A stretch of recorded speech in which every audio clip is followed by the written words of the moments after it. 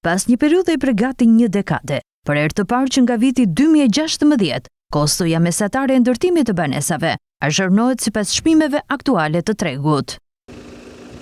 Këshilli i Ministrave me një udhëzim të posaçëm ka miratuar koston e ndërtimit të banesave sipas entit kombëtar të banesave për 2025-ën.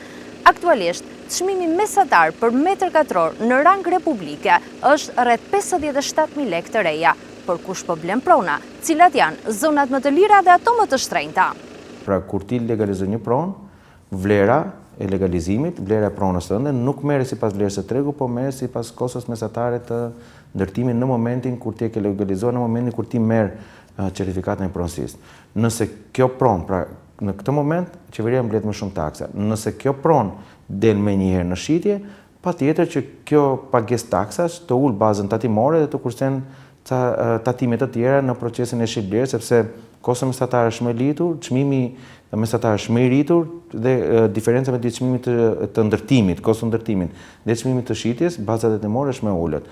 Nëse kjo pronë do të dali më vonë në treg, atëherë nuk do të ketë asnjë efekt. Pra në fund ditës, shteti do të mbledhim shumë taksa për shkak të kostos mesatare të rritur nga procesi i legalizimit, sidomos për pronat e legalizimit.